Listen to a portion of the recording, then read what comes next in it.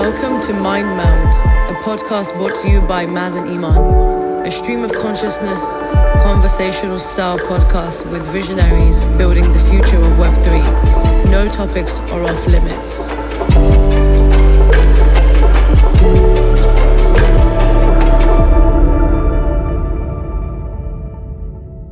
Well, thank you for joining us. It's so nice to see your face and talk to you, because I know we've been Slack buddies for a while on the Kernel Slack. So really appreciate you taking the time. And I know you obviously met Iman in person at ETH Barcelona. So I was having major FOMO on Sunday when he sent me the photo. So it's good to see you. She requested the photo. I requested the photo. Yeah, next time. Exciting. So we'll get into it, but we kind of like to keep these things quite conversational because we think it's always nice to know about the story of the person that we're talking to. So it's pretty personal. Kind of, we can touch on anything you really like, but it's kind of somewhat guided across certain topics that we think, based on your teachings and the things that you like talking about, and also I guess the ways we see some certain points of views towards Web3 and other kind of things around principles and values and so on, and what really drives us to do what we're doing essentially. So we wanted to start off with getting to know you a bit more, and not this kind of standard bio profile, but just the story of Andy in a sense, and start that however which way you like. Interesting. I love conversation. That's probably the most important thing to know about me. So I'm delighted to be here. And yeah, the story always takes many different forms depending on who's there and what the context is, which is something that's always kind of worth acknowledging, because I think that the bioed approach to life tends to try and reduce what is a complex and ever-evolving process of identity into one or two specific things by which I can simplistically navigate the world. It allows me this is who I am, and this is how you can relate to me. But in truth, the question, who am I, is called in the Zen tradition the Genjo Koan, right? The great koan, the koan of one's life, because it is the ultimate and most absurd question: who am I? In particular, these koans, I spent a fair deal of time with two really incredible Zen teachers in the heart of South Africa. They live in this place called the Karoo, which is a massive semi-arid desert in the middle of the country, where almost no one lives. It's this ancient seabed. And it has a very particular emptiness and openness associated with it. You can see the horizon forever, basically. And they have a tiny little sheep farm there with a little spring on it that leads to a poplar grove, which is the name of their farm. And they turned the cowshed into a meditation hall. And the school of Zen that they follow is one that is deeply associated with koans. And their names in Korean, their adopted names are, they translate as great heart and great clarity. She has great heart, he has great clarity. And they're a wonderful pair. They're very, very funny. She makes the most amazing soup. I once went there. It's this hermitage, and you have to cater for yourself. But she took pity on me and made me, still to this day, the most incredible soup I've ever had. Which I forgot that this was being recorded. My mom will kill me if she ever hears that. The way that they teach is through these koans, and the koans are not meant to have a specific answer, right? You're not necessarily supposed to come up with a pithy and eloquent way of saying, this is who I am. You're rather invited to a deeper intimacy with each person in the story, or each aspect of the question as it arises in your life. So you're not sort of answering it definitively once and for all. Right. there is this like older sense and more playful sense that comes with intimacy with your own life and being in the world. That's, like Ikkyu sort of says this best. He says, "No masters, only you. The master is you." Wonderful, no? Hmm. And his name was Crazy Cloud. That was his thing. So he said that he was this crazy cloud wandering around the world, and he was probably the most, uh, certainly one of the most controversial Zen teachers in the lineage. He lived in the 13th century, but he he wandered like a crazy crowd, like a crazy cloud all around Japan, visiting brothels, staying in monasteries, rejecting monasteries, loving brothels, eating food with the low and the high, rejecting abbot's robes from the emperor, all sorts of really wonderful stuff. And I tell those stories because I think that that's kind of a nice way of diving in a non-biographical sense, Hmm. the sorts of things which I'm interested, which is process, intimacy, the unfolding and dynamic nature of truth, little t, the way in which that can somehow be reflected in conversation but never held by one person. You know, it's that kind of stuff which really makes my heart sing. Hmm. And what I love about that is through your writing, you can really feel that essence of you're there for the journey. It's not supposed to necessarily go anywhere. And my favorite was how you've kind of structured the writing you did for dying and combining it with how it's in a way programmed in so that there is no direction and you can flow in and out. And in addition to, of course, all of the intention behind it, I think the way that you just told your story of how you've come to be, you've had so many of these stories and perspectives that have led up to this moment. But how do you feel trying to express this in writing? What's your process of taking all of these thoughts and insights and, I guess, putting it in a way that most people can see as much of it as they can understand, despite the lack of context? Like, I'm reading most of those writings and I'm like, I don't understand 80% of this, but I feel really good reading it. So I've just been reading through it. But yeah, so maybe a little on that process and what it feels to write, and I guess the purpose of writing. Yeah, that's how much time do you have? We have a lot. We have 3 to 4 hours. Wonderful, wonderful. Well, Dying is the third in a series of digital books that I have been working on.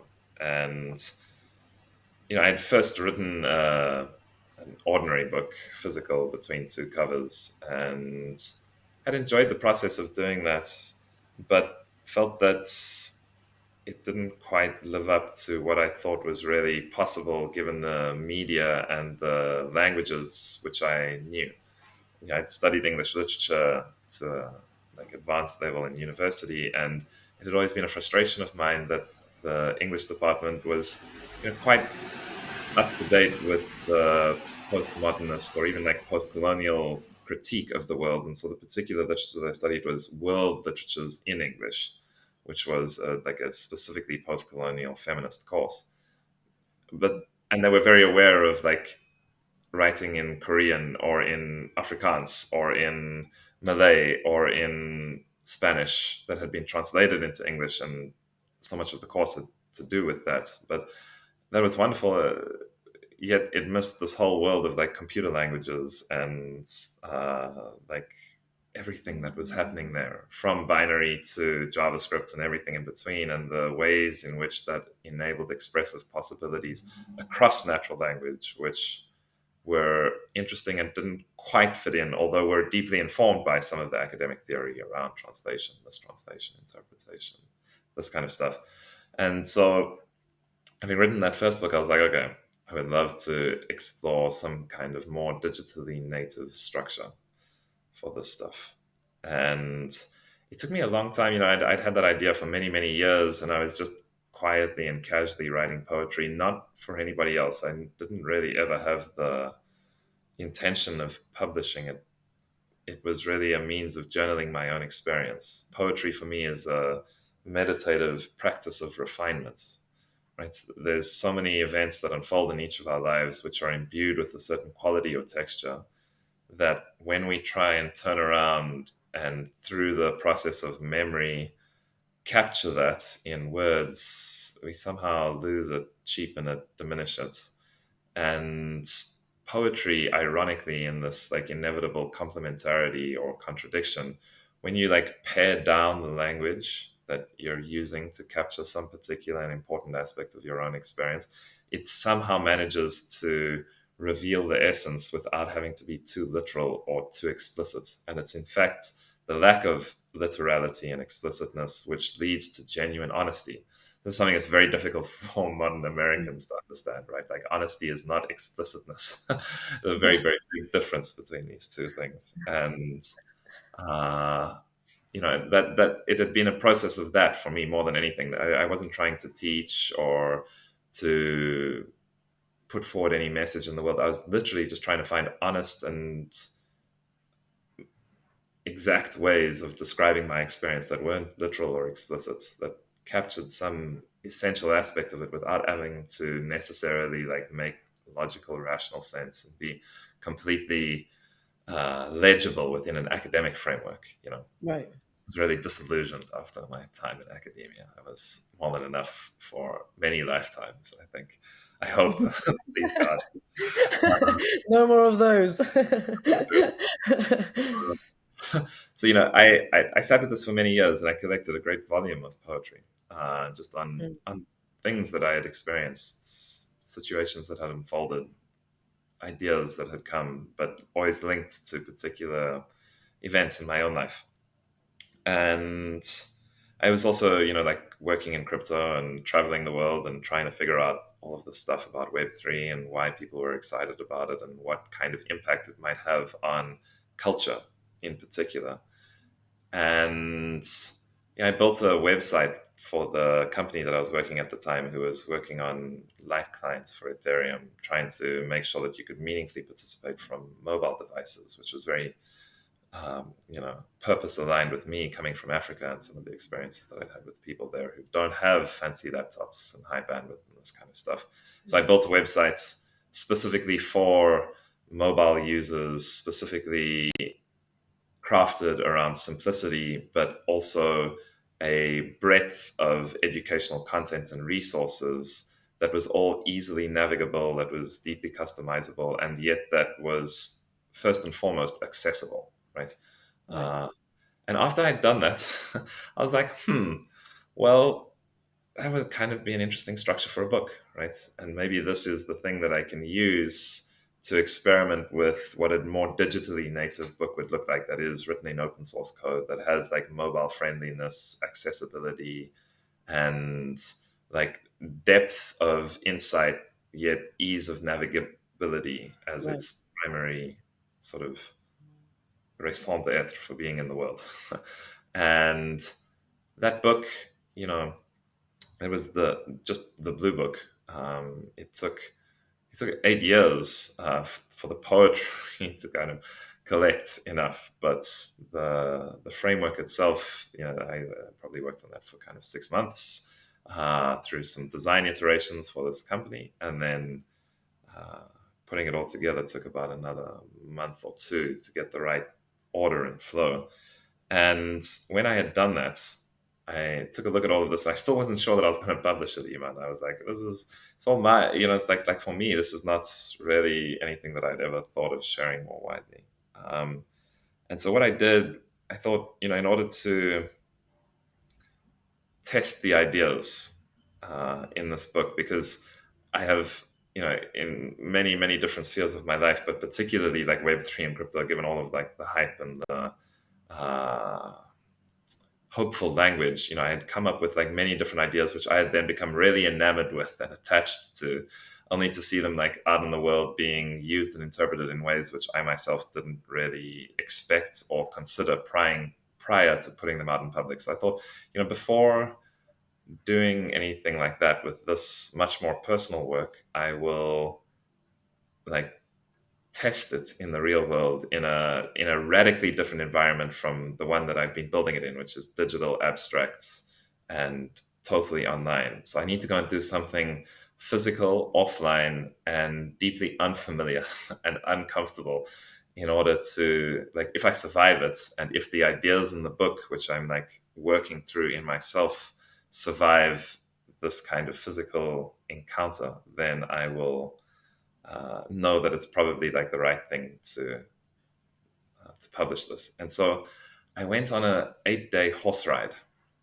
Never ridden a horse, right? I booked an 8-day horse ride through the wildest part of South Africa, which is called the Wow. Transkei. There's absolutely nothing there, and uh, we rode.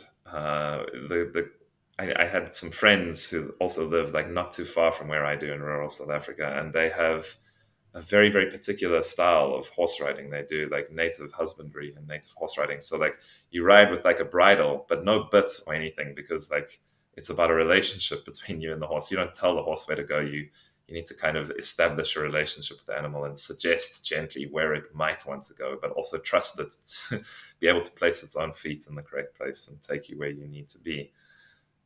Which all of which was very very new to me, and horses are very big, you know. It's a wonderful kind of experience if you've never done it before. We did some bareback riding. We rode for 8 days, camped in these incredible places, and nearly died a number of times, because it genuinely is very wild. We tried to ride the horses down essentially a cliff face, and sort of nearly fell off a few times. Had to turn around, had to turn these horses on a path that was, maybe 30 centimeters wide, which was Wow. a wonderful experience. And you guys were all essentially self-navigating yourselves throughout this? Yes, yes. The people who hosted it had ridden 2 months up the coast alone, the two of them, and then they took three groups for like 8 days each back down the Right, right. coast. So they had done like the course kind of up, and then we went down. So they had seen the path once before. We had never, and this is a genuinely wild place. It's also one of the places there is like some really interesting modern anthropological and geological theory that says the anatomically modern subspecies, Homo sapiens, either came from the southern Cape coastline, roughly where this is, or somewhere near the Rift Valley, given to like the East African coast, because there's like two things by which we know this. The first is that our like anatomy depends on iodine and fats. Like the cranial capacity is what distinguishes Homo sapiens sapiens, and like for that you need a seafood diet. So it has to have been somewhere near the coast, and we know from like oceanic data and stuff that it has to have been somewhere near the coast with very particular geological formations that would have sheltered it from rising and falling sea levels over hundreds of thousands of years. This particular place where we rode through has exactly those features. And in fact, you can find many, they're called shell mittens. These mittens are massive collections of oyster, mussel, and other shells that have collected there through use over the last 100,000 years. You wouldn't just like ride past these places. People have been like eating, gathering, sharing stories here for more than 100,000 years, and there is a sense of ceremony in this place which is still untouched. That was really rather remarkable, but also, trust me, like, very unfamiliar and discomforting at times, both in Yeah, terms of like actual kind of staring toward your own death down a cliff face with absolutely. a very frightened horse, and many other kind of events that happened over those 8 days. But we survived, and it was fascinating because I was, as you know, like sort of like traveling with this entire structure in my mind and taking notes as we were going. That resulted in a lot of changes to the blue book, but they were like important changes, but not kind of like deep structural ones or anything. The book itself survived.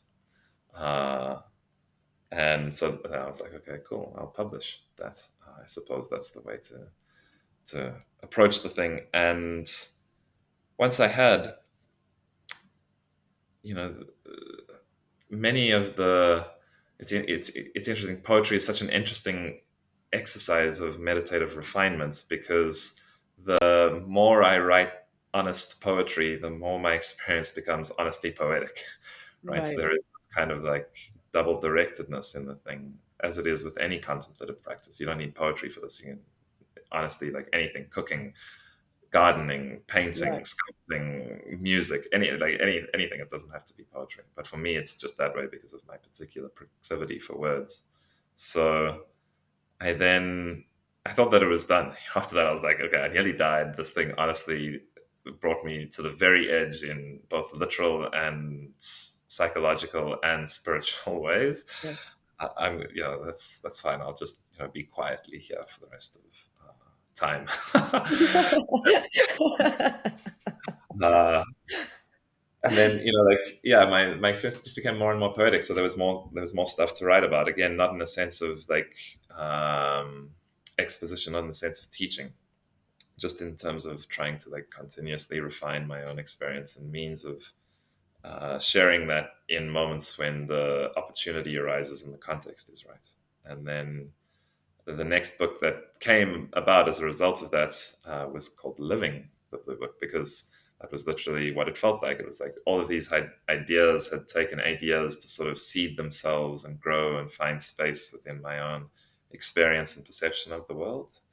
And now it felt like a lot of that was kind of like coming into fuller growth, finding some more full expression. Vivek, who runs Kernel with me, and another good friend, Mark Balin, came to South Africa. We did this incredible road trip. Oh, that's We amazing. went to Japan together, Nepal. There was a lot of things which kind of all came together in really serendipitous and synchronous ways. And those ways sort of like moved me to find like more expressive ways of re encountering what was already in the blue book, but perhaps in like a slightly more like accessible fashion. Because Iman, you're right. I mean, the blue book is like, it's 14 cantos. It's called cantos because I was a fan of Ezra Pound, and he had this whole thing of trying to fit the entirety of history into a poetic work, and he used English and Italian and some other word, and I was like, okay, I can kind of like do a similar thing, but with like JavaScript and CSS and some English, and like, it's this vast mix of languages. But it's very inaccessible. 14 cantos, and there's like some Buddha blues, and there's like some haikus at the end. It's very strange. So I thought, okay, well, let me just try like pare that down a little bit, get to a more explicit way of like interacting with this stuff, because like, what are the like valuable principles by which we can live? It seems to be kind of like love, trust, faith, joy, Hmm. peace, and surrender. Right? And it was first in Living. It was just love, trust, faith, and peace. But then living in love with faith, that brings a daily joy and a deeper peace to all of your interactions, is what leads to a deeper understanding of surrender, which is not passive. It's not about victimhood. It's not about letting the world happen to you. It's about accepting the invitation to recognize at once your own total littleness and insignificance, but in that littleness, in that kenosis, in that emptying of the little self, one finds selves unimaginably yours, right? One Hmm. finds the deeper, total, and pre-existent connection with all things. Uh, so surrender leads us into ultimate victory, which is never ours, right? But is ever present if you're able to kind of put down some of your own egoic lenses. Right. So that was Living, and all of that sounds wonderful, doesn't it? It's like, ooh, yeah.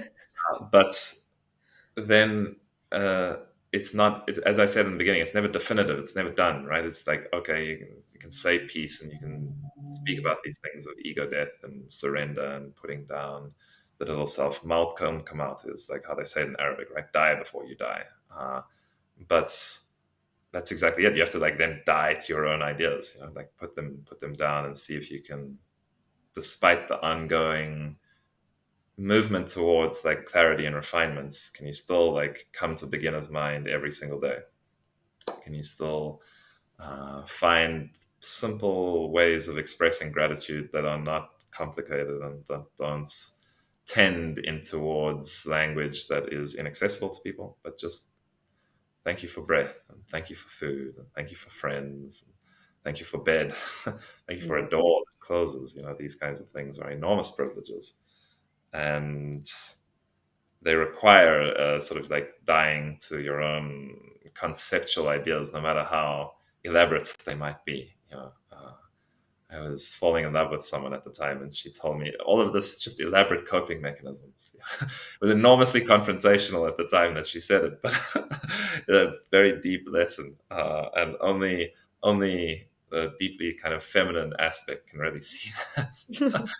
So dying is that, right? It's the movement away from like these first two structured books that had really helped me come to a like refined way of understanding or integrating my inner experience with the external world in which I'm embedded. But the dynamism of that actual process, having like really living it and not just talking about it, then like destroys any kind of certainty that you have, right?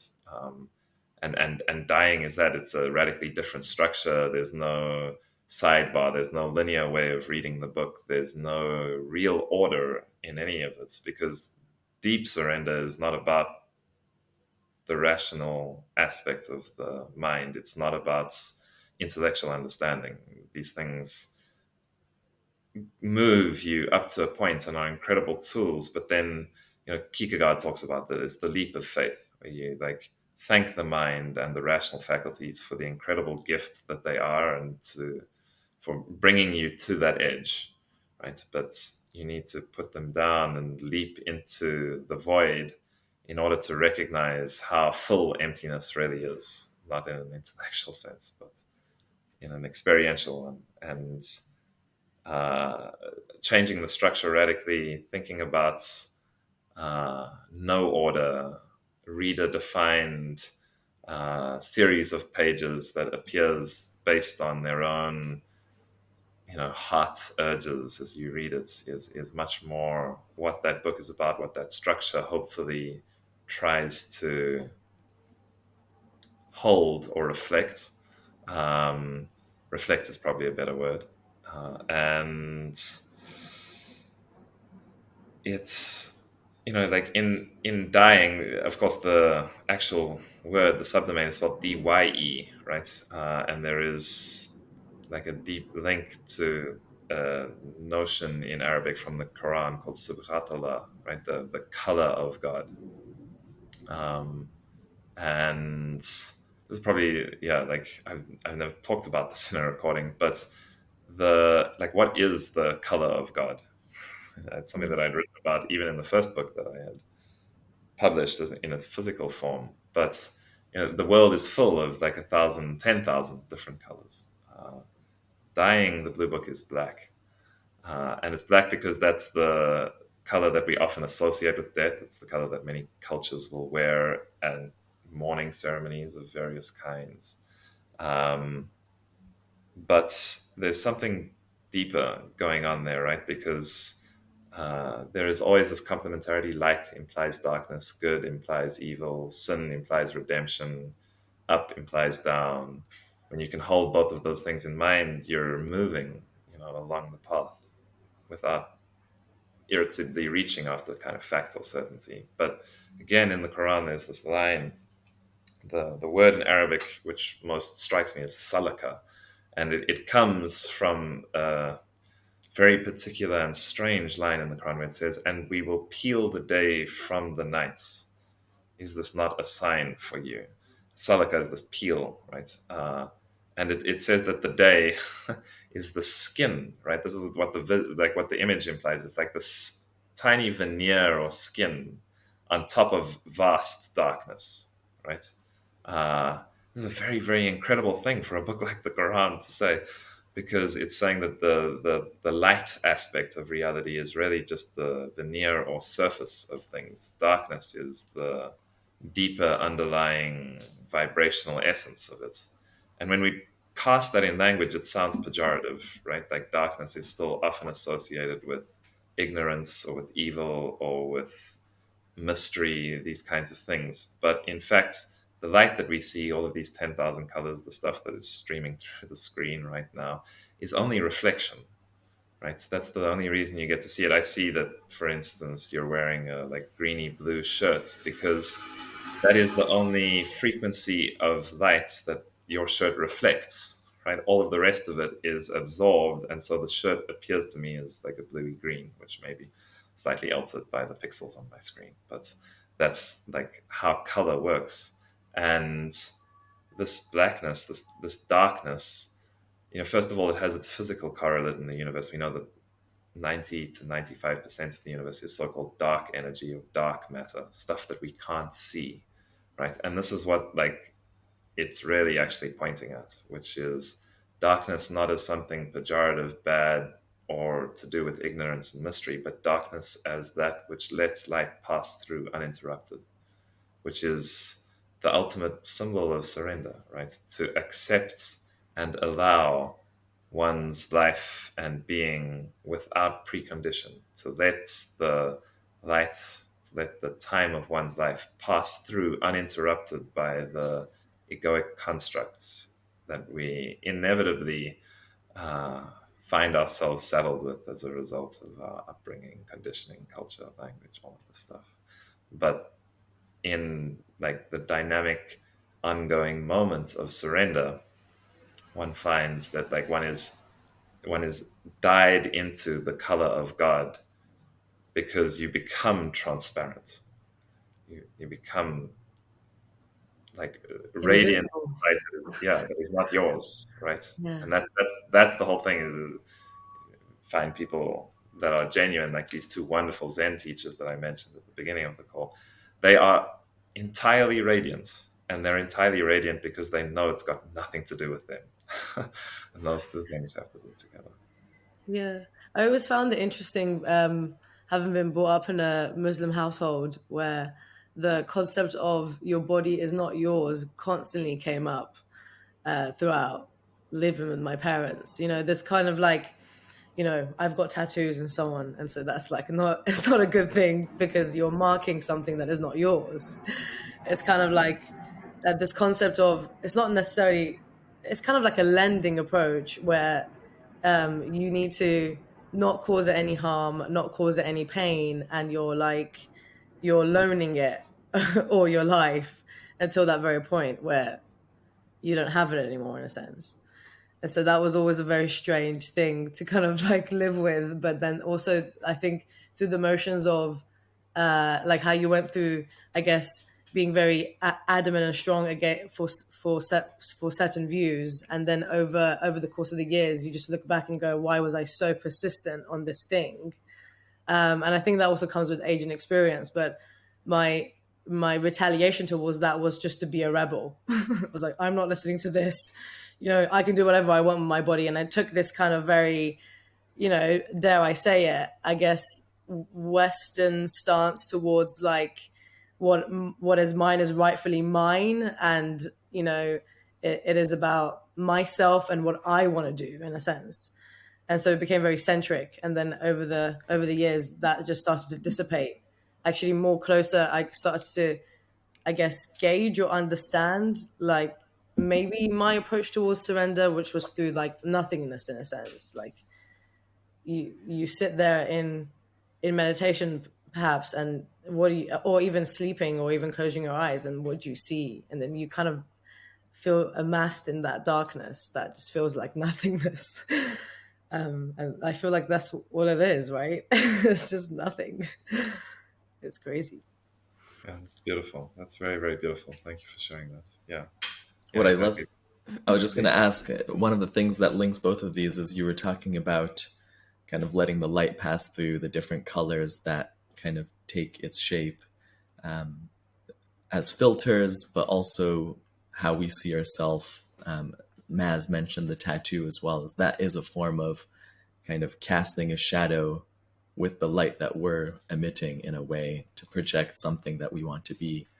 And the first time we met, we started talking about kind of like a cultural ikigai that helps filter how we resonate with the world, how we feel. Our different, I guess, stories are the context that help us filter the right shades of light to emit that color that we truly feel inside. And what I love about these conversations always with you, Andy, is that sense of cultural spirituality, religious. It's just something that you're emitting and resonating with. And it sparks so many thoughts and learnings of, for example, my experience with a certain religion or its sets of beliefs, and how different perspectives can emit a brighter light based on that context. So how do you kind of see these shades of cultural and spiritual, ikigai?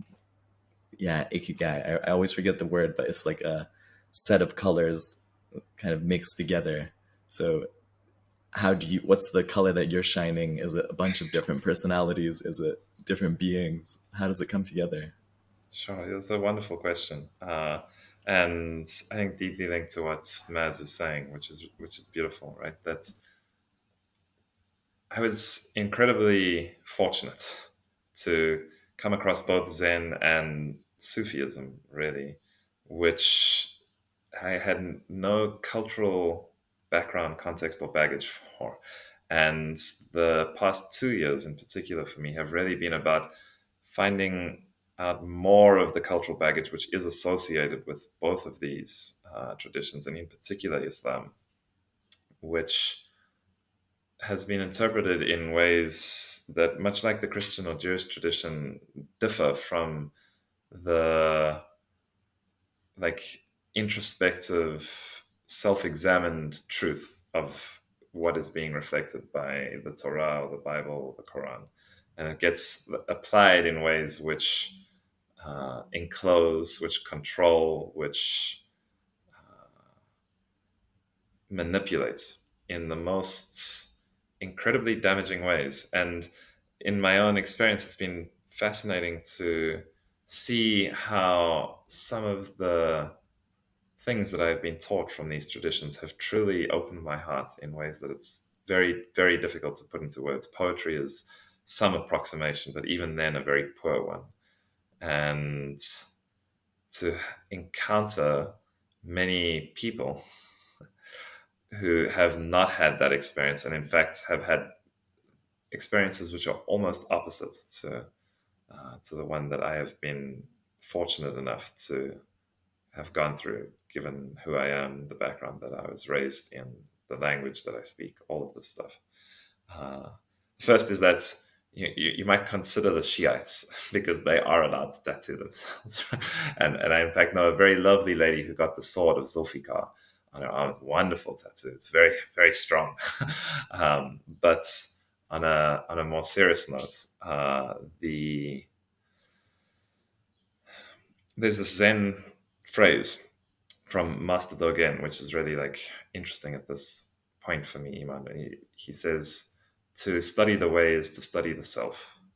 To study the self is to forget the self. To forget the self is to be enlightened by all things. To be enlightened by all things is to find no barrier between self and others. It's a very, very beautiful phrase, right? And Dogen is wonderful. He was also the man who wrote Instructions to the Kitchen Chef, which is like one of the all-time classic Zen books, which is perfect because it's in like cooking for one another that we find real nourishment, right? It's like one of these very simple Zen insights. But the particular last line here seems most important, right? Like, in being enlightened by all things, one finds no barrier between self and others. So we know that there's like inherent connections, sameness at an essential level.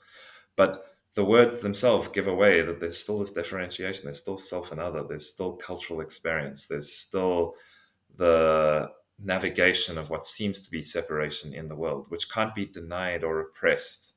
And I think, like, for me, especially when I was writing Dying at that particular moment in my life, the like the essential truth, in particular of Sufism and the Quran, was resonating with me so strongly that I didn't really want to look at the misogynistic, paternalistic, manipulative way in which these things are often manifest by the collective in the world.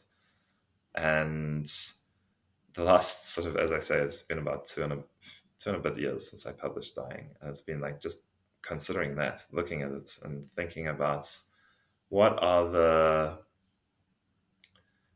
like what is the most responsible manner of acknowledging the gifts one is given in life. And it's certainly not this dogmatic or impositional thing of like, this is the truth or this is the essential way, which is why even I was trying to emphasize that I was not ever writing these books as like a teaching, right? It's saying like this is what is true as opposed to like your experience. So it's much more just about like when we can find honest and sincere expressions of the particular, people resonate with what is universal in it, but in ways which are always unpredictable and which always apply in their own contexts, which I have no access to and can't anticipate beforehand.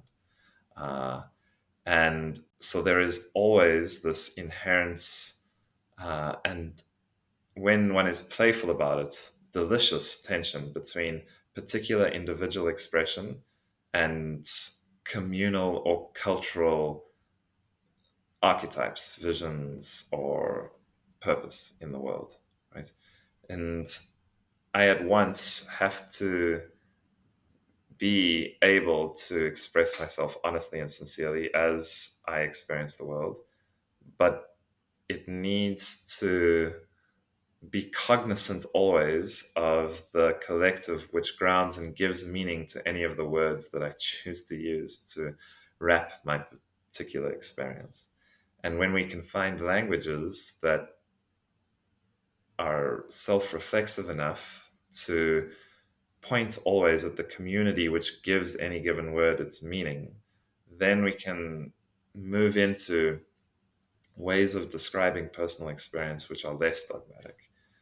I'm not sure that I've always been wonderful at that, to be honest. I think that some of the work does carry either implicitly or even sometimes explicitly a notion of like, this is the truth rather than my truth, and this has been like a long journey for me, and one that, like has also plugged me into thinking more deeply about um,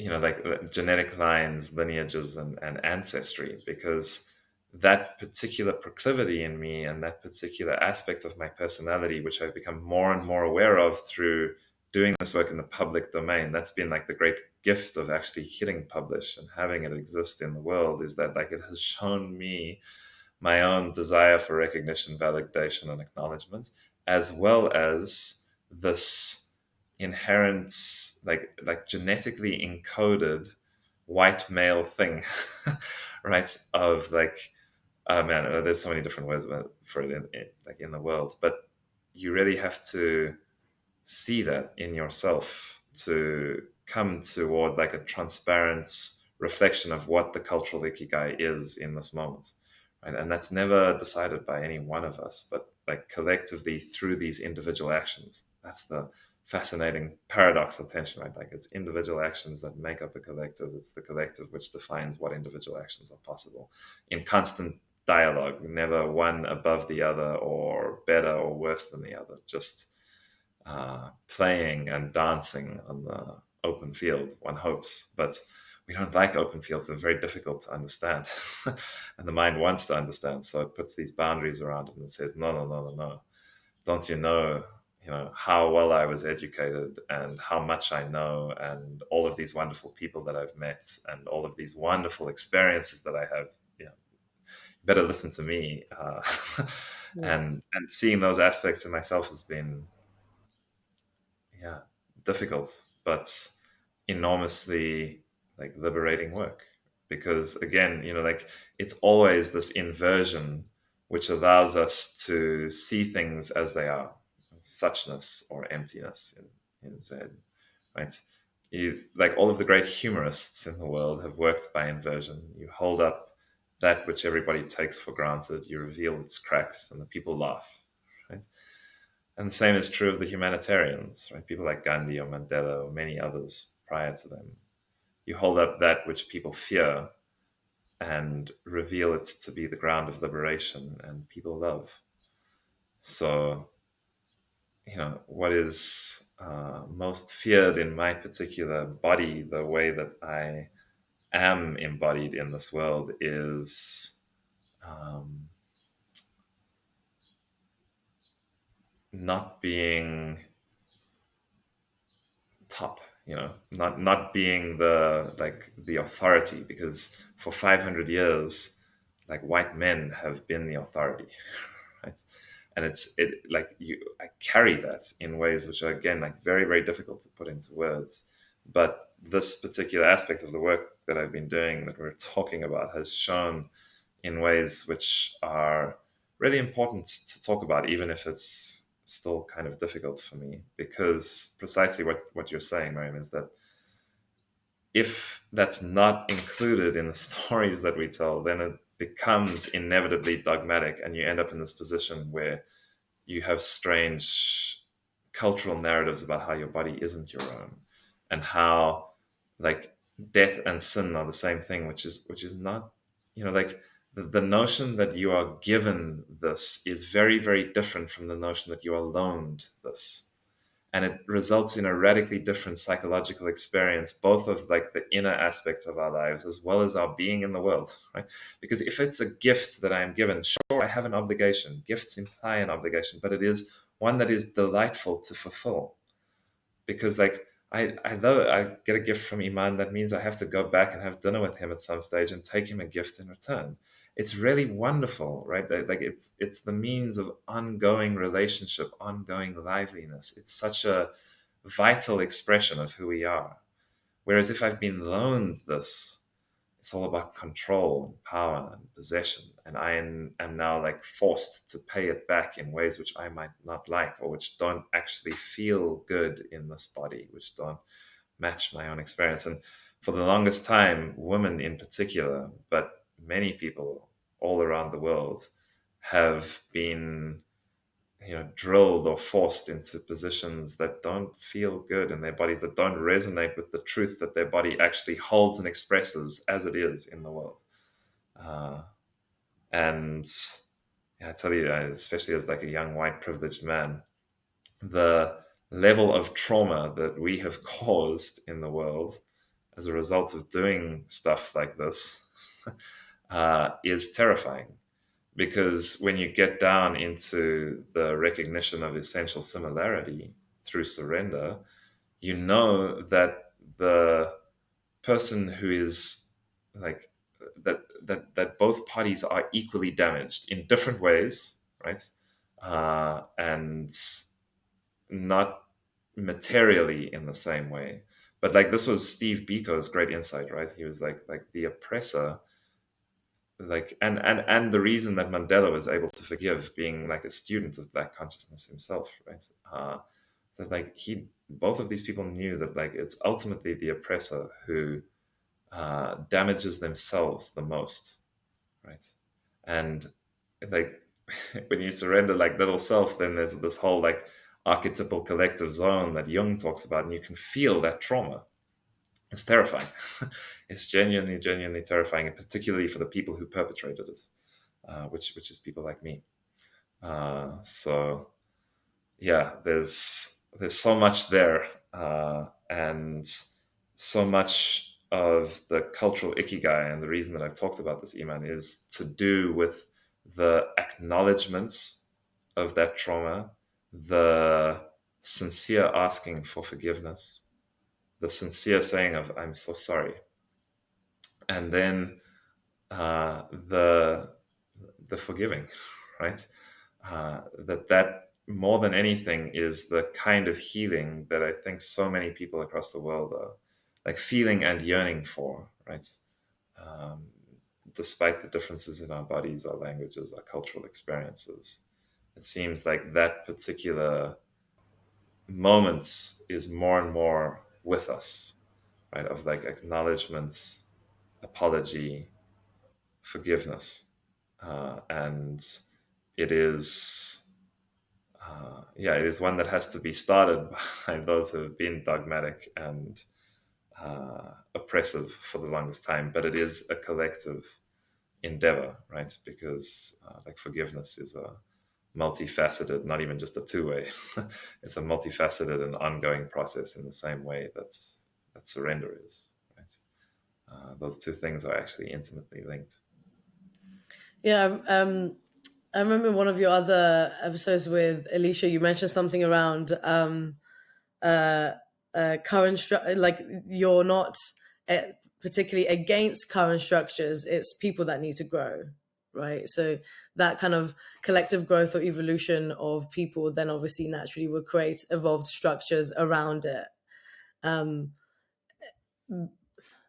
like I think to make like what we talked about before, making it relatable, or like the relatability part of it, is that I think naturally there probably has been a sensation that we have felt in the past, particularly pandemic, post, and all these events that have kept happening, and the leaders that have been voted in wrongly, or people that have been manipulated into some form of voting, etc. This like transition of like real obvious on the surface manipulation and patchwork of stories just to fill up the hole so that the bucket doesn't leak anymore of the lies has somewhat maybe made people wake up to the fact that how are we essentially trying to survive through this time, and how we are trying to be more collective in this time. From a kind of, I guess what I'm trying to allude to is like there seems to be a sense of coordination and genuine forgiveness or education wanting to happen, and the flip side of it is always this kind of, I really don't like the put down on modern, white community, because it's not starting that healing, forgiving process at all. And so there is then it starts this feeling of like anxiety in those people to say we did this wrong because of our people, in a sense. And I understand what you were saying, but I think it's also important to like love and forgive and really move on from that, right? Because that's the only way we would really grow, because it is quite frightening the way it could potentially go, in a sense. Yeah, absolutely, absolutely. Any sincere language always implies the possibility of manipulation. This is why books like the Quran or the Bible have been used towards such manipulative ends, because they contain such powerfully sincere language that points at certain particular truths about like each of our internal experience, but that can then be used to manipulate people enormously. And you're right about the the manner in which like white guilt, for lack of a better term, is discussed can often be enormously confrontational. But again, one of the people that I take great inspiration from in this particular regard, and especially as it relates to cultural ikigai, is Steve Biko, who was the man who really came up with Black consciousness in the late 60s and 70s in South Africa, which was then adopted by the Panthers and Malcolm X and some of the movements in the States. But it originated as a response to apartheid. And one of the really critical aspects of it was that it consciously rejected white liberal helpers, which was like an enormously controversial move at the time, because the major resistance formed mostly around the ANC, which is now the ruling party in South Africa, was specifically multicultural, right? And welcoming of all races for precisely the reasons that you have talked about here, in order to have collective forgiveness, in order to find reconciliation and create a viable country in which we can all live well together, we need everybody at the table. And sure, it needs to be a representative table, but everybody kind of needs to be there. And that fits in well with like the sort of postmodern or even like meta modern political narrative, and is one that I resonate with. Clearly, it had like enormously healthy effects in South Africa, surprisingly, right? The transition to democracy in '94 is nothing short of a political miracle, particularly given that like Rwanda at the same time, in a much less contentious and fractious situation, descended into genocide. So I'm aware of all of these things, and I do agree with you. But it is worth like noting the lessons of that consciousness, which were specifically about how, in order to truly begin like forming political consciousness in a way that was capable of participating meaningfully in the collective or cultural ikigai, first and foremost had to come the recognition that Black is beautiful. Right, this was where the term first came, and it was not a like outright eternal rejection of like white people, or like the white liberals in particular who wanted to help and were sitting there wringing their hands, feeling guilty. Right, it was just this recognition that the greatest tool in the hands of the oppressor is the minds of the oppressed. And first and foremost, what must be liberated from within is the minds of the oppressed by simple statements like "Black is beautiful." You are not the way you are painted in this world. You are not what you have been taught to see in yourself. This was Biko's great work and contribution to South Africa, and I think the world. The reason that I tell you all of this is because, similarly speaking, there needs to be a conversation within white communities, right? And this is not like Biko is never about like being exclusionary or like saying, no, we're never going to open into like a collective and shared country way of living together. All of that was part of the agenda. It was just that there was a sequence to things, right? Which began with like an honest conversation within the Black community of like, look, we are valuable in and of ourselves as we are, right? It's that recognition primarily which needed to happen first in order for the liberation to have the resilience and the deep purpose, the deep why, the ikigai, to live out its vision in a truly humane and accurate manner. Right? So often revolutions end in the guillotine. South Africa is one of the only ones that didn't. And when you have that deep why, that internal psychological resilience, you end in a Truth and Reconciliation Commission, not a guillotine. And it's a radically different place, right? Equally difficult in many ways. If you read the stories from the TRC, they are harrowing, but beautiful. And what I'm suggesting is that like a similar thing needs to be true of like white communities. It's not about pointing fingers, right, and blaming and saying like, look, we're all terrible. It's clearly not the case. We're all human, right? And what I'm suggesting is that like part of the like work to be done within the communities that I am a part of and where I grew up and which I participate in daily because I don't have a choice, is this like loving but clear consideration of the history out of which we have come and the manner in which that renders us responsible in the world. That's all.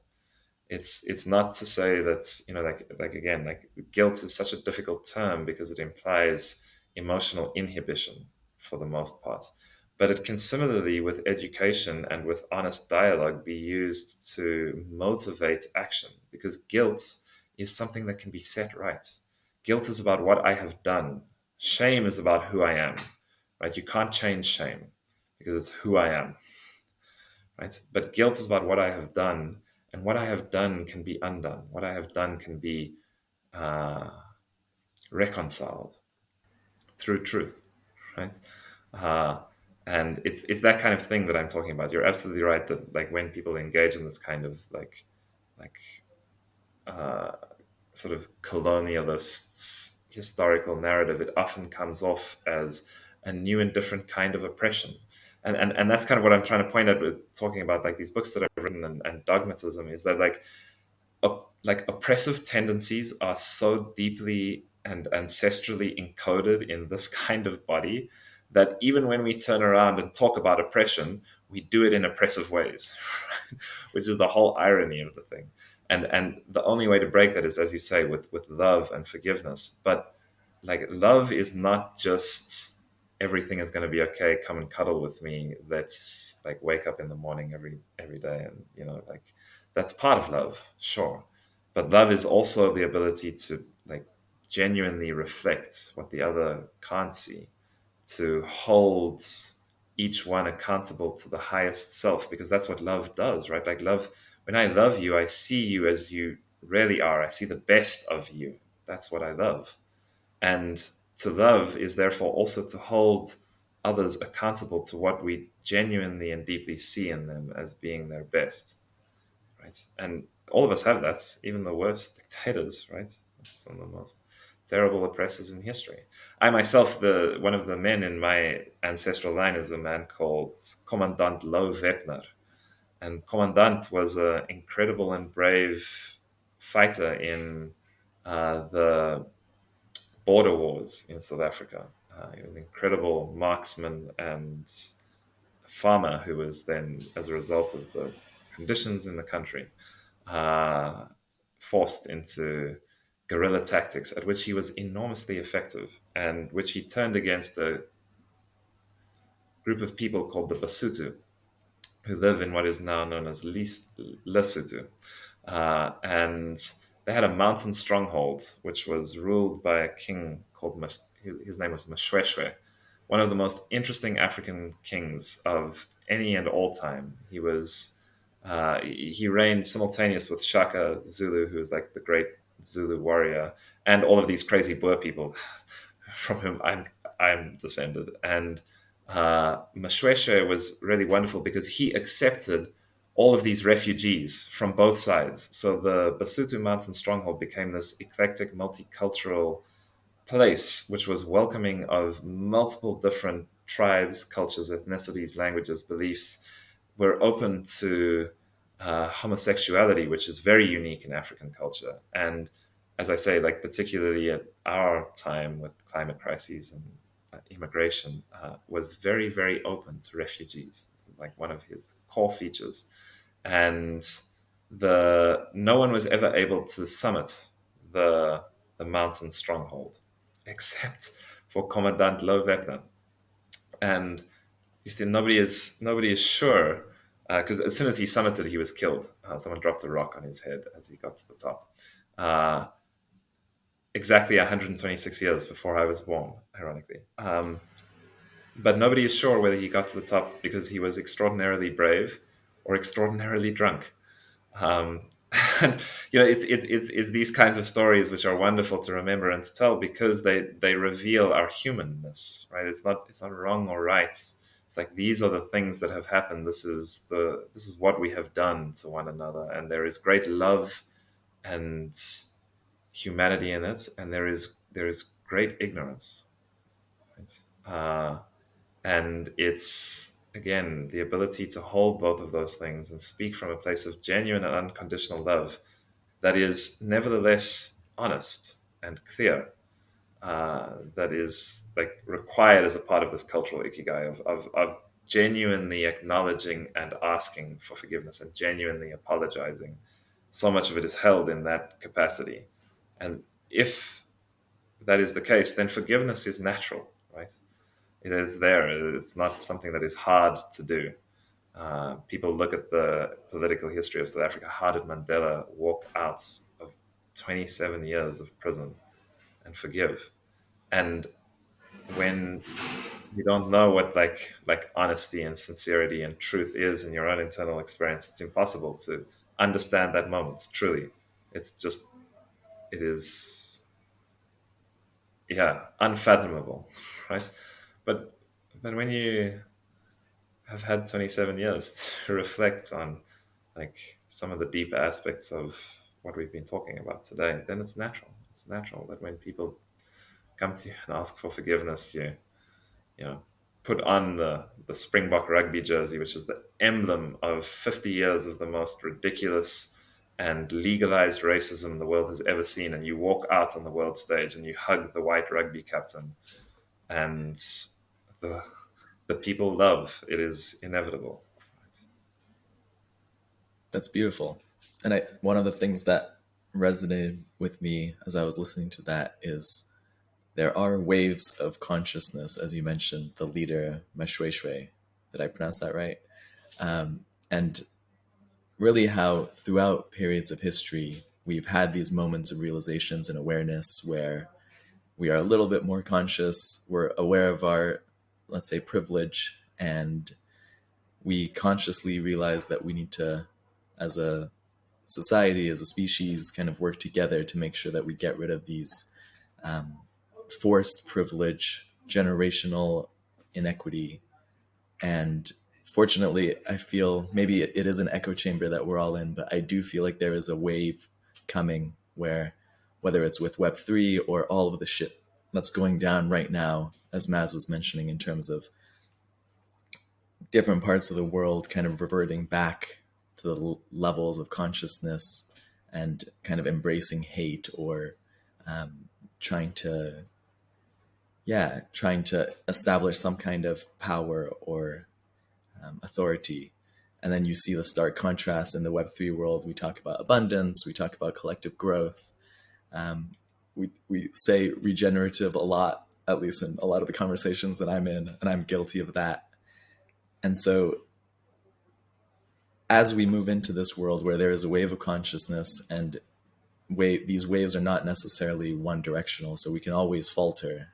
How do you think we can kind of channel this energy, channel some of the white guilt?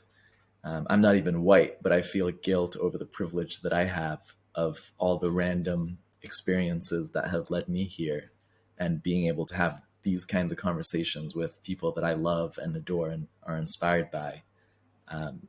How do we channel this and create this better world so that we don't falter, and we make sure that all the different parts of the world slowly get to experience this? Because in the same way, you mentioned monkey do, monkey see. If you're in a corner of the world that you're not feeling that abundance, and someone, the white man or the brown dude, talks about abundance, you don't feel it, and you kind of think that it's naive. So how are you thinking about channeling this and trying to at least catch the energy of this wave to do the maximum good possible? Yeah. Well, the first and practical answer is that I much prefer the word reciprocity to abundance, because abundance is, again, like, having learned the lessons of religious history, is a word that is easily co-opted to deny material reality. Whereas reciprocity is a much better word to contrast with scarcity, because reciprocity acknowledges the same material limitations that exist in the world that scarcity does, but it uses it as the basis for generosity rather than fear and anxiety. So when I can acknowledge that there are indeed limits to the resources in this world, I can act in a more responsible fashion about what I use. And when I can acknowledge that there are limits to the resources in this world, and nevertheless give what I need to another, that is the, once again, like, ground of genuine liberation, right? Because when I can give what I need and still survive, then I am experientially taken to a place which is beyond need or satiation. So it's like the same material limits in reality. If you look at it through the lens of scarcity, it's fear, anxiety, hatred, enclosure. If you look at it through the lens of reciprocity, it's generosity and the potential for experiential liberation, right? Abundance misses the point. Abundance is usefully contrasted with sacrifice. The reason that this is the case is, again, probably best expressed in the Quran. Is the shortest chapter of the Quran, Surah Al-Kawthar, right? The fountain is just 3 lines long, yeah, and it's the Kawthar is the font of heavenly abundance, is how it is translated in English, and I love the fact that the shortest chapter in the Quran is the one about abundance. It's perfect. And it says, like, um, surely, like, within you is the font of heavenly abundance. So make a sacrifice and praise your Lord. This word Rab, which doesn't mean like Lord as in like something dogmatic and enclosed. It means tarbiyah, the aspect of consciousness which brings you up in the world, which is responsible for your ongoing maturity. Surely within you is the font of heavenly abundance. So make a sacrifice and pray to your Lord. Your enemy is he who is without posterity. And as is always going on in the Quran, there is an actual physical, historical figure that final line, he who is without posterity, is pointing at. But it's also like Quran, Bull Quran. So you read the Quran by referencing it to other places in the book. And he who is without posterity is your ego, right? Clearly, like, we're all gonna die, right? None of us have posterity in the form that we imagine ourselves to be on, like, default consciousness. But when you go within and discover the font of heavenly abundance by sacrificing the egoic self, by sacrificing that of you which is without posterity, you find ongoingness. Right? This is the whole Sufi thing. Fana fiala, annihilation in oneness, in reality. Then baka, right? Baka biala, which is like reconstitution, resurrection, right? Which is actually what regeneration comes from. That it's an originally theological word, and it has to do with the resurrection, right? That having died to the little self, having been truthfully nailed to the cross of our own contradictions, that we are at once capable of recognizing our divinity and yet responsible for and accountable to this very human life, then we can recognize that, like, there is eternal resurrection, right? That Baka is the realization that nirvana, that first outbreath, is just the beginning of the story, right? There's this ongoingness which comes having, like, gone in, made the sacrifice, right? And then come to abundance. So abundance is not contrasted with scarcity, right? Reciprocity is. Abundance is contrasted with sacrifice, because when you put down all of your own stuff, when you sacrifice that which you love most, then you are shown true mercy, right? Like, then you're shown, like, divine abundance, for lack of a better word, and hopefully not in a dogmatic way, but you're shown the abundance of who and what you already are, right? Which is not just this limited personality that we experience, right? Why? Who are you is the Genjo koan, right? Because when you make the sacrifice that is required to become truly intimate with that question on an ongoing basis, then abundance is the lived, experienced, ongoing dissolution. Right? So yeah, that's one way of looking at it, and it speaks to this notion of, like, regeneration as a, yeah, again, like an originally theological concept, but hopefully not in a dogmatic way. Yeah. And I think when you mention abundance, I actually really like that you talk about sacrifice. I hadn't thought of it and connected it in that way. One of the things that we try to say just within the DAOs and projects we work on is the concept of creating or giving more value than you take, and touches on reciprocity and touches on sacrificing so that others can feel the abundance. And I guess a lot of these values, I haven't personally been through Kernel, but I've just been kind of reading all of these amazing pieces, watching all the videos, and you can almost feel that set of values and alignment. And with that comes a community that's even more beautiful than the kernels themselves. So maybe just going tangent to tangent and not taking any kind of stream of themes or topics. How do you view, I guess, the set of values that define a community? We've talked about religion and spirituality that connect with people. How people organize, whether it's in DAOs or just old school communities. It is basically coming together into a group of people that have a set of aligned values to co-create things that they are excited to co-create. How do you see value and how you add value, and how generally within the communities that you're involved with, what is the definition of value? The direct answer to your question is trust in clearly shared truths. That's what value is. We find that in the monetary system. We find that in our belief in mathematical consensus and cryptography. Just trust in clearly shared truths. More broadly, like what are the values or principles by which valuable community comes about.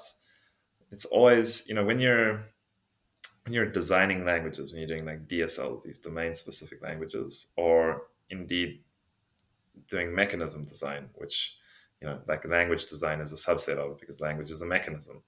uh, you're always looking for the smallest possible number of orthogonal linguistic vectors to map fully the expressive space. So you're not trying to come up with as many different primitives as you possibly can to express all the stuff that's currently in your head.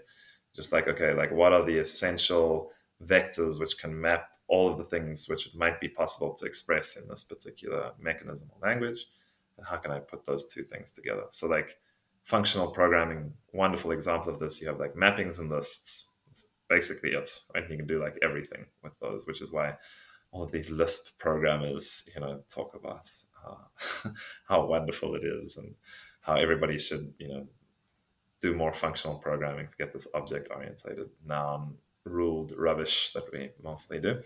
But the same thing is true of kind of values or principles, perhaps, for community.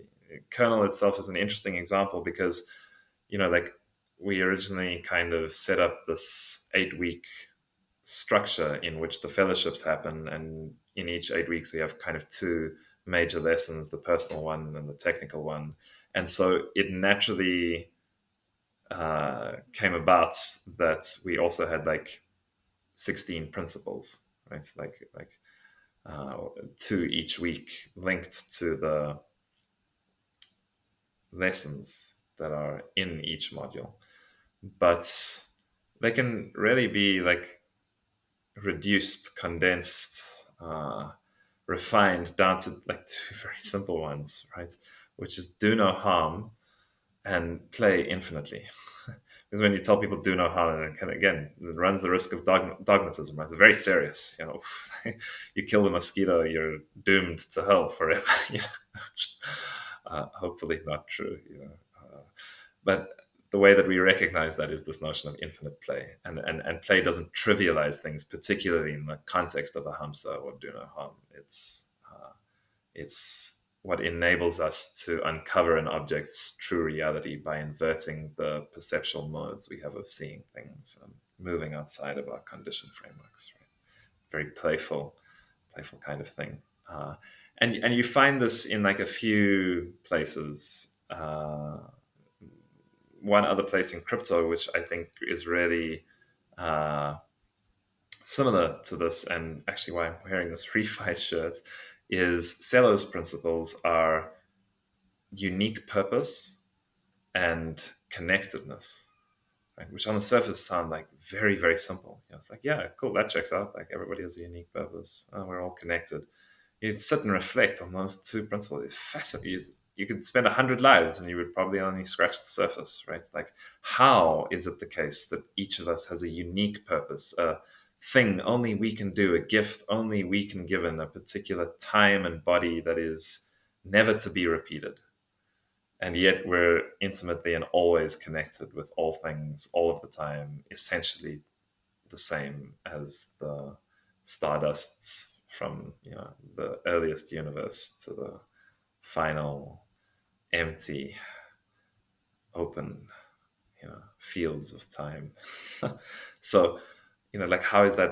It's wonderful. I put these two in contrast because it's like nice to try and think about like these kind of like complementary structures which are premised in fact on contradiction. Because one of the ways in which we can think about language, which centers the community, that gives language meaning, this self-recursive communal language that I was pointing at earlier, is by considering it in the terms not just of negative capability, which is this John Keatsian term that says like negative capability is the ability to remain in uncertainty, mystery, or doubt without irritable grasping after fact or truth.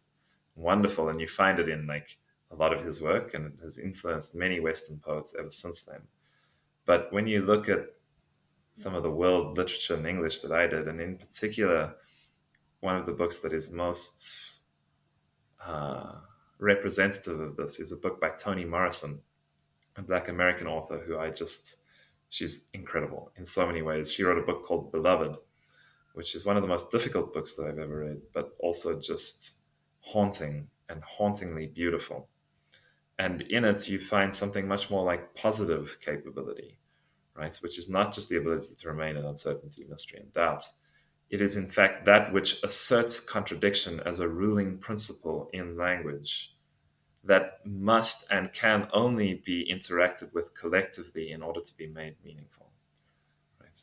And so, like, do no harm, very serious, don't do anything. Play infinitely, open fields, everything is available, everything is allowed, right?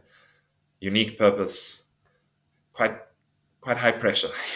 Holy moly, what is my purpose? What am I supposed to do in this world? That's a lot, right? Connectedness. Yeah. Everybody is connected. It's all fine. There is great relief in our sharing of that which matters most, which we don't even actually really need to talk about because it's already there.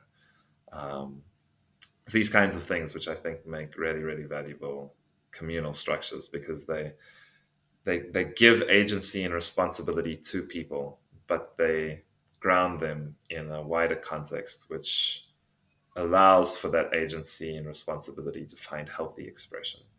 That is not like enclosed, but rather continuously in an unfolding process moves us collectively into like more and more healthy and more forgiving cultural narratives, stories, archetypes, ikigais.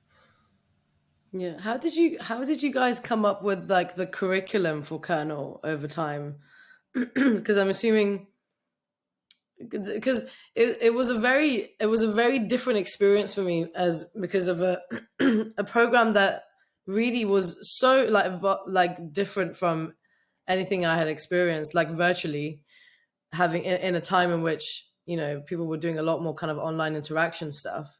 But then you also, within all of that, felt very lost because there were so many people and so many like connections to make, and that like, oh, I need to make connections with everyone because if I don't do this, and this is going to happen. And you guys really made it seem so like um easy in a sense to engage, because you always made sure that there was a balance, like you and Vivek especially made sure there was a balance in not this kind of push or urgency towards like making sure there was an outcome, but having some element of engagement. That was a really interesting balance. So it was kind of, you enabled individualistically empowering people just to make the decisions that they wanted to make within that environment, which was very different to any other environment from a program perspective. Um, how did it come about? Like, how did this whole connection come about? How did you and Vivek come about, and like the curriculum and then the growth of it, and essentially, because watching it very closely and very thankful to be part of that community actually. So that's really helped me connect with a lot of amazing people in the space and finally feel like I can speak about certain things that would just be very bizarre to people in the outside world.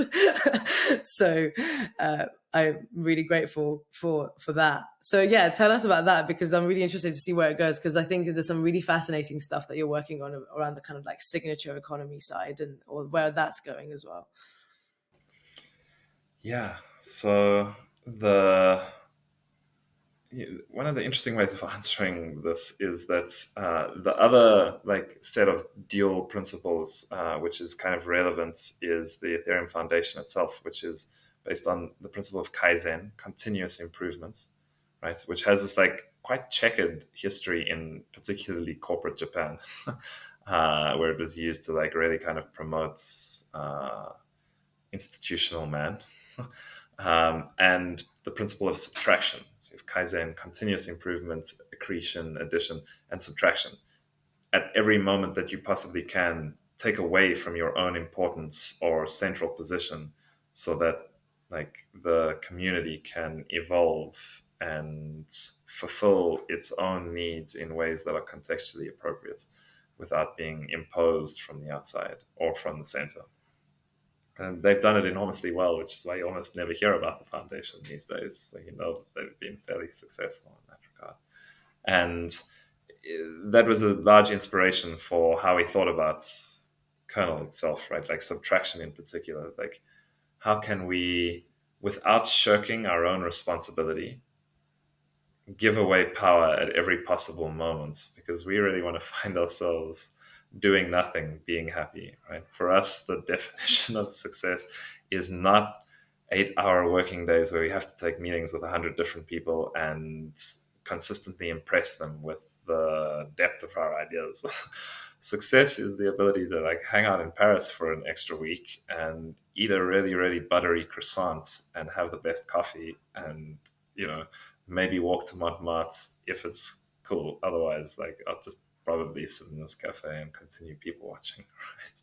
A very, very different notion of success, and it comes through primarily subtraction. So it's something that like I still don't think we have entirely right. I think there's still too much uh, in Kernel, and people can often still feel to a fair degree that kind of overwhelm that you're talking about, and the concomitant fear of missing out. Like, oh, there's so much stuff going on. I wish I could do it all. And that's not really the kind of psychological attitude or inner experience that we wish to help cultivate, which is really one of equanimity, right? One of like equanimity and curiosity together, right? Again, like another of these pairs, because like equanimity means that I recognize each moment as a moment of learning, and I am open and available for whatever the lesson is at that particular time. Curiosity implies this willingness to engage, to be embedded in the world, to become entangled, right?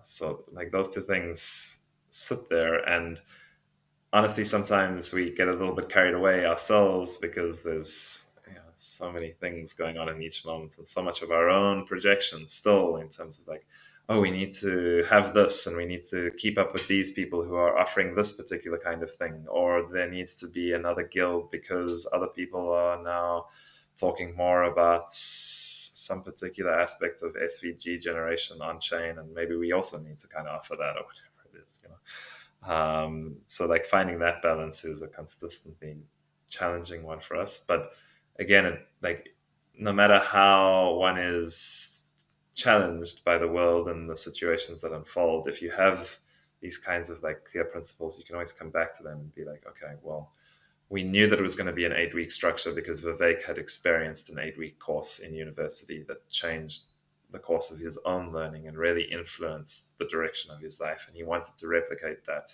in Web3. We knew that it was going to be based around readings because that's how this course that Vivek did, which is called Titans. It's so American again, the Titans of investing. Lovely. Unbelievable stuff, you know. But he really enjoyed it, and he had a good time. And it turned out to not at all be about investing, but really like faith, fitness, family, and finances together, right? And that was what so captured his imagination. And so we knew also that we wanted to, like pull people in with this like come and learn about Web3 thing, but then surprise them with sort of like some personal thinking skills, which might have like something tangentially to do with Web3, but also like allow for these more bizarre discussions, which honestly like all of us kind of enjoy, right? It's just that we don't often find ourselves in the contexts where it's allowed and encouraged. This was like Tim Leary's big thing, right? He was like, go find the others. And he was crazy in his own ways, sometimes in delightful ways, sometimes less so. But this notion of finding the others and having those kinds of conversations where you don't just, sort of disperse into small talk about the weather or what's been going on, but where you ask people, when was the last time you cried? Why? What was the last thing that really, really you changed your mind on?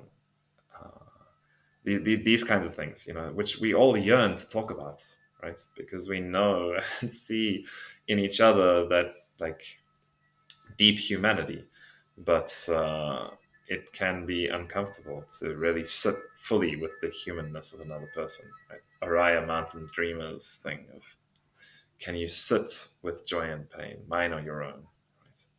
And really be there without offering me solutions, just sit with me. It's that kind of thing, which again, like, then really informed the pedagogical method, which is Socratic dialogue, right? small, intimate, honest, vulnerable conversations where you meet other people from radically different walks of life, languages, backgrounds, genders, orientations, beliefs, all of it. And in those moments, you actually truly learn the lessons that last a lifetime, because it's not about consuming content, it's about relating to and with one another.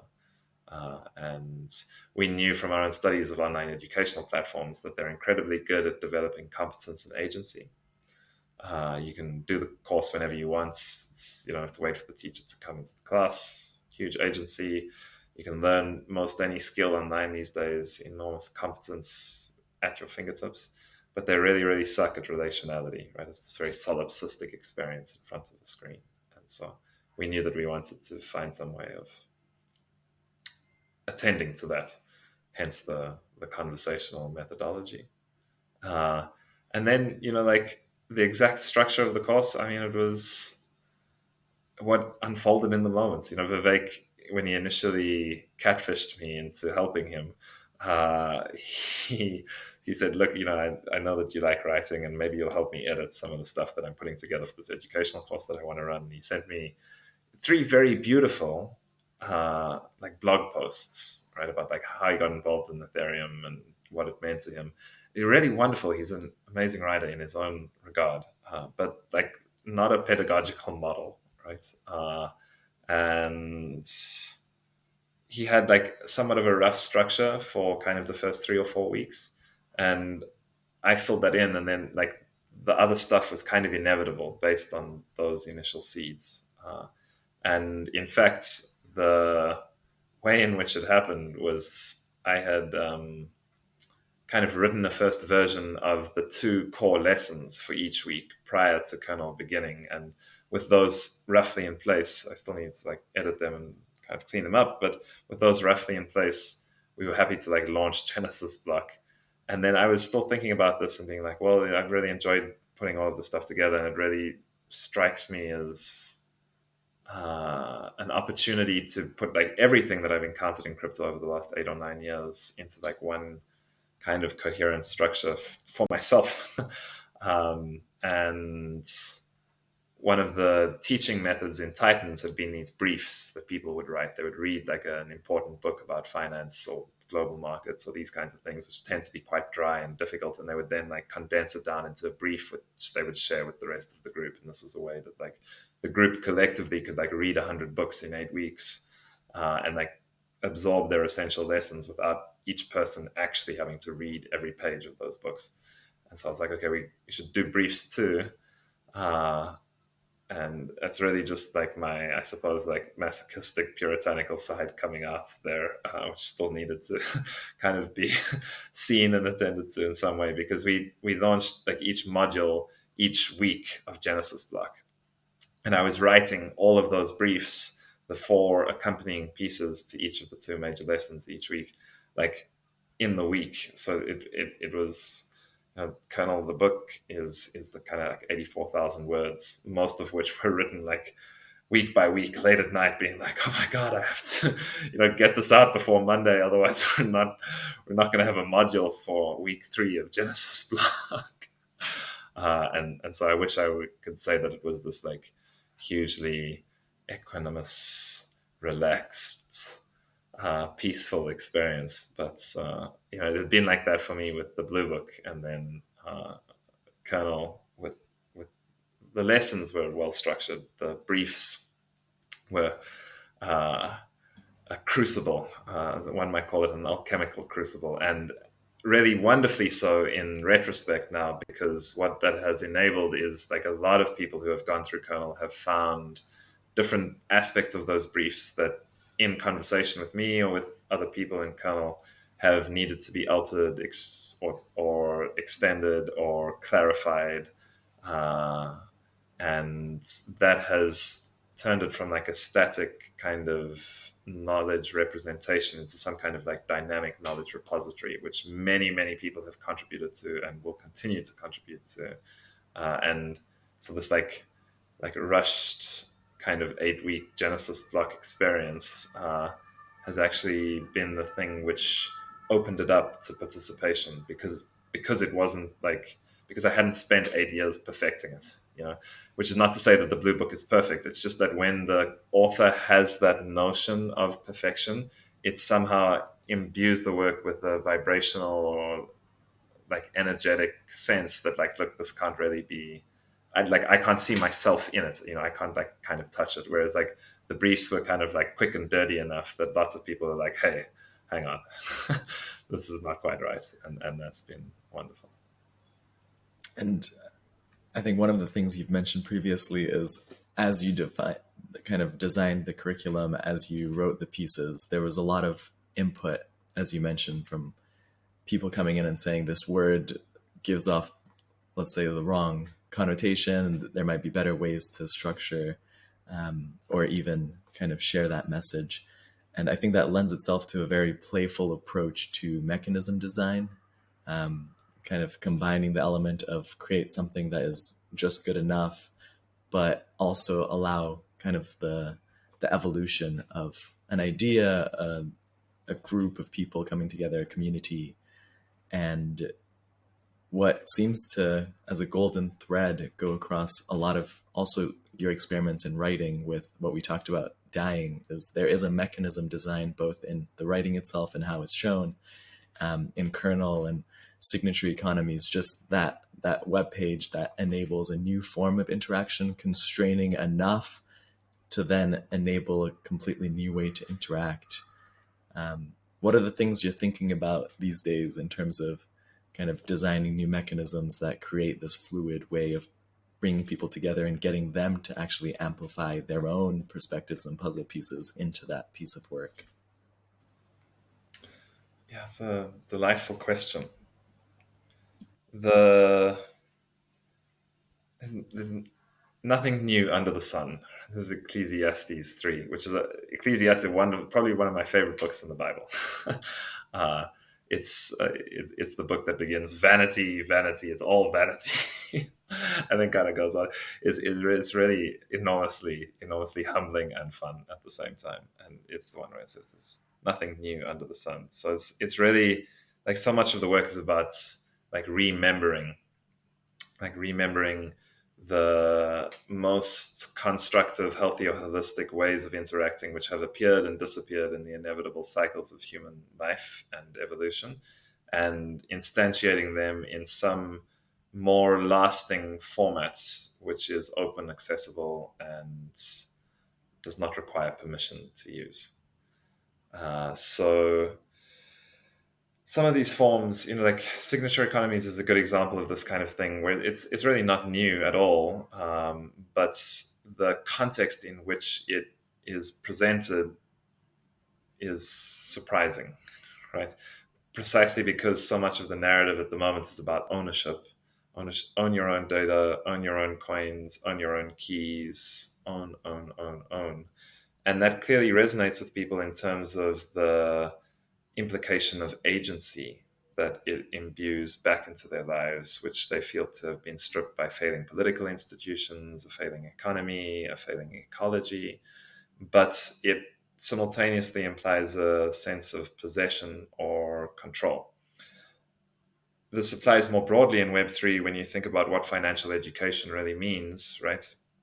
When people invest in risky yield-bearing schemes, that's neither a good nor a bad thing. It's a thing that happens, and it's a part of like our nature.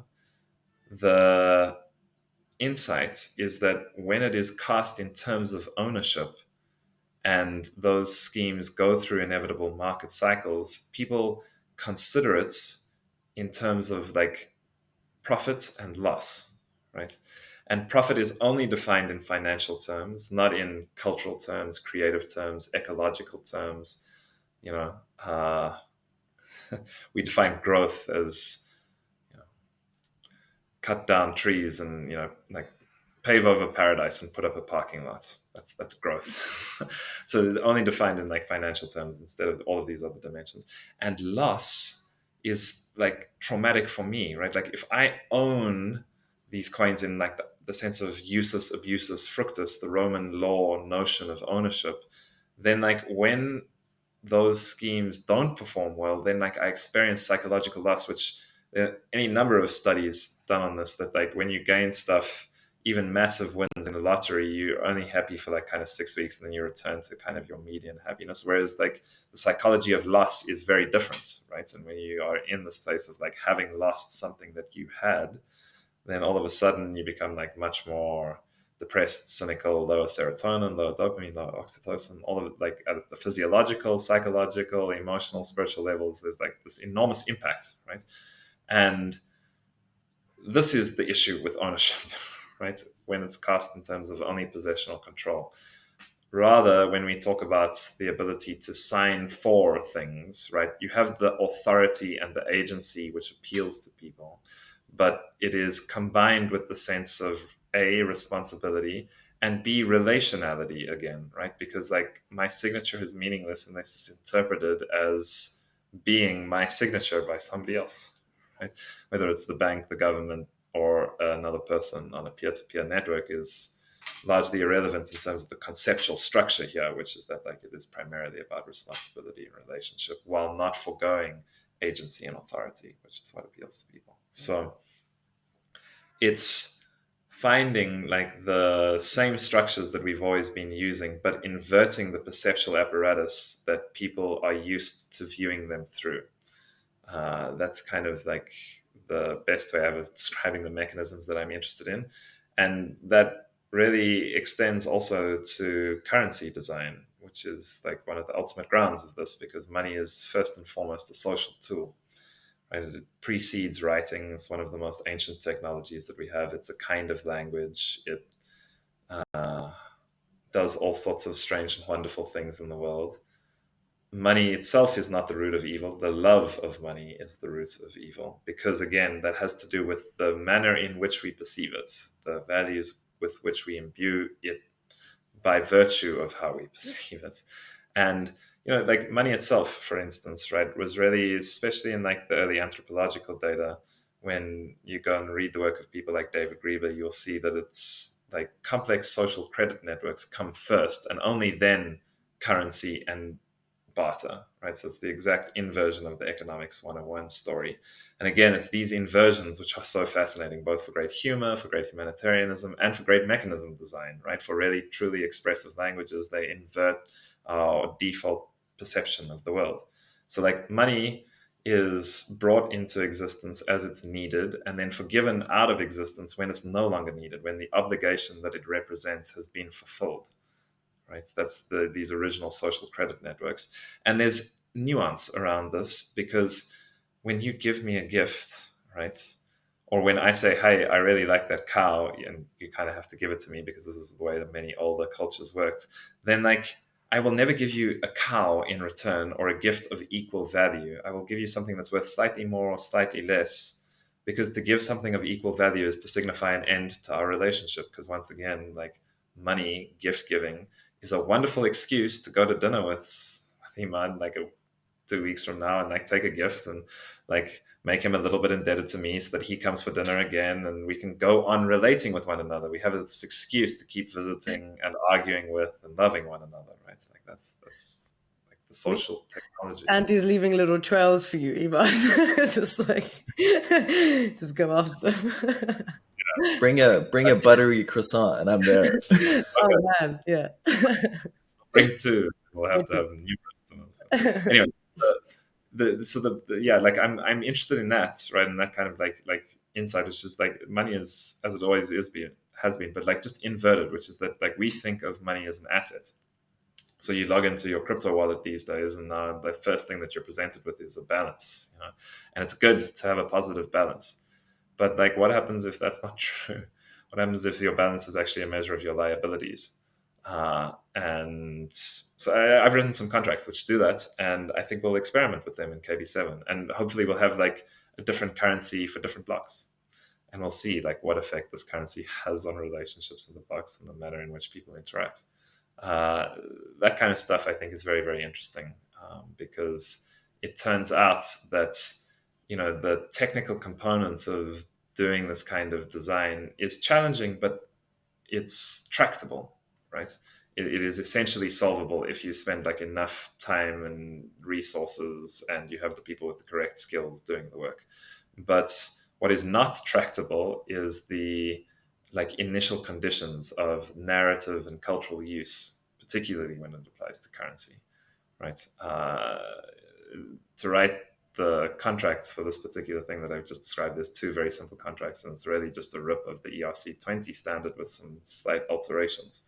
Uh, what is much more difficult is, as I say, like initial cultural use and narrative. And those things are very, very, very difficult to get right, especially if you're like selling it in the wider world, because like selling a money, which is really a representation of liabilities, is a fundamentally oxymoronic thing to do.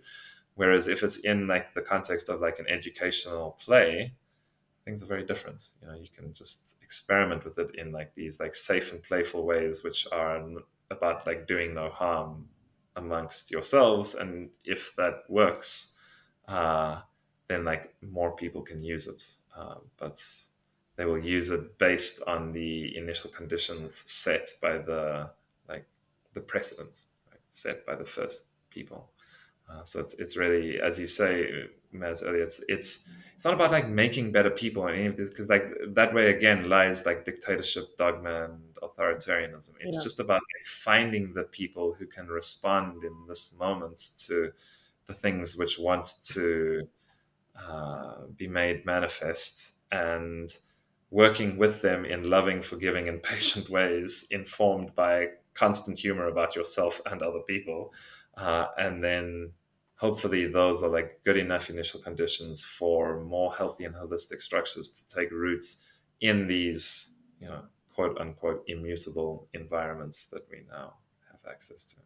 Yeah, the signatures part is really fascinating because from like a like I guess from like a data standpoint, from like a qualitative standpoint, running like I mean it depends on what you're trying to do with it, or what like the longevity of it is, or like if there is an element of analysis that could be done. But it's interesting to see like quotes or messages, etc., like signified over time, and then essentially like sample sizing and analyzing it to see like if it's going to create any form of like predictability over a certain topic in the next like 3 5 years.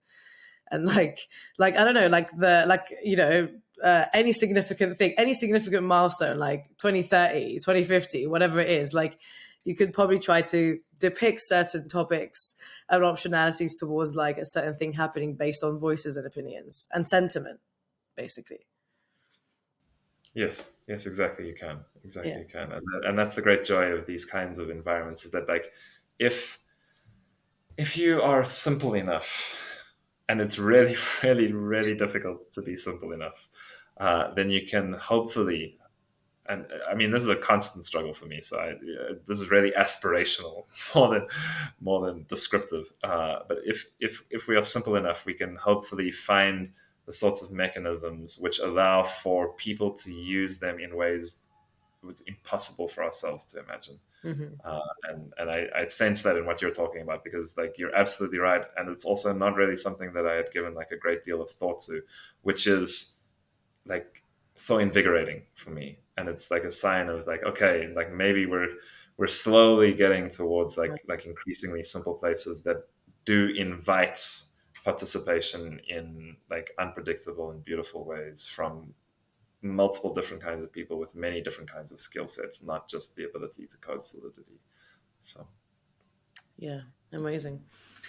Um, I, I just love like everything you've been saying. Like I think it's just listening to everything that you say has just been it's been so fascinating. There's so many other topics that we wanted to cover with you, but I also wanted to ask about like in terms of where, because we're talking about the concept of kernel and basically where it's going. So like with your other things that you're interested in, how you are you projecting any of those in new projects? Are you writing anything new? Is there anything else that you're putting out into the world that we can check out? yeah, so Iman's now really got the buttery croissant embedded in my brain. I am going to need to go and get one very soon. Yeah, Uh, fair enough.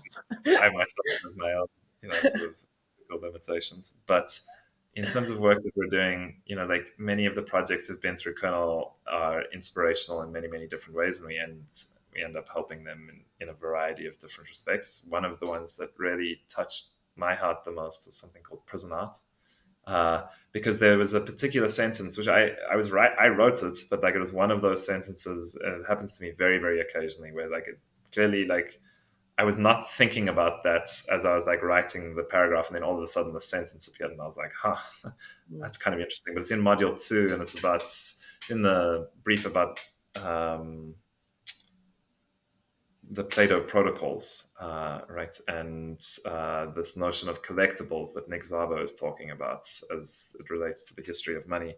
And one of the things that came up there was that we can use programmable money to enact restorative justice, because he was talking about like how money has been used in those kinds of contexts prior to the modern age. And the penal system in the US is one of the most unjust institutions we have ever managed to create. In particular, one of the really iniquitous things that is done there is people continue to accrue debt over their time in prison.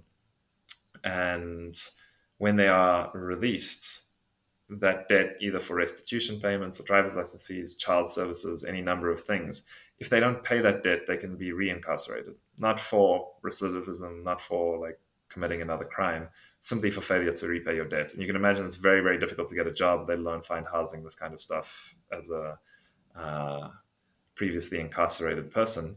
And now to have to pay like huge debts to the state is an enormous burden that is one of the most vicious cycles I've ever seen in like modern institutions. So prison arts very simply takes art that is made by incarcerated people, sells it on auction as NFTs, freezes the NFT, takes the funds, exchanges them into US dollars, pays these debts to the state often, right? Which is the way that we got them to agree to going along with this project, because it's a win-win game, despite how you might feel about the moral nature of the actors involved.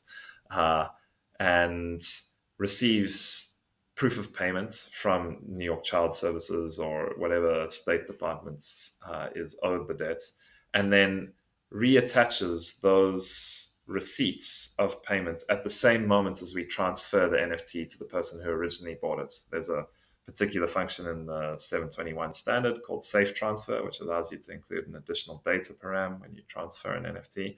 And so these proofs of payments are put into the data param in the form of an impact certificate. And the whole idea here is that you have, simultaneous with the inherent expression of human dignity that the artwork holds, the economic story of this person's return to society, and that return happening in a restorative way, because justice has both this kind of aesthetic, humane, humanistic aspect to it, as well as an economic one, right? And often projects will be in either one or the other of these places, but programmable money allows us to do both simultaneously. So that's something that is kind of exciting, and we'll continue running auctions and doing that kind of stuff. Currency design is sort of top of mind for me at the moment because it's a lot of fun. And my own work, like, it continues because, as it turns out, I really thought after the dying, I was like, okay, this is done now. It's over. I've written it, I've lived it, I've died it. It's enough. But there's it never ends. I don't know if you ever watched The Never Ending Story as a kid. I loved that Never Ending Story. Anyway, so there was another one which came after that. I was meditating one day, and I had a very clear kind of vision of a binary tree-like structure which branched out and then back together. And that is a book called Unifying. And then it takes the same structural form as Dying, but has a slightly more definitive way of reading it, because that was interesting to play around with. And these days I'm working on something called Finding the Blue Book, because again, after Unifying, I was like, okay, no more. Like, really, that's really enough now. That's fine. But then I found a really fascinating person on the internet who's a postdoc at Columbia in English literature and computer science. He's like one of the only other people in the world who has like that convergence of interests. And he was a huge fan of Jorge Luis Borges, and Borges wrote any number of really incredible short stories, but one in particular called The Universal Library, which takes place in this like infinite hexagonal library and is told from the perspective of the narrator as he moves through these hexagons of infinite shelves and infinite books. And this man actually built it online. It's called the library of Babel.info. And you don't need infinite storage space because you can write an algorithm that specifies the place that the book would be when people search for it.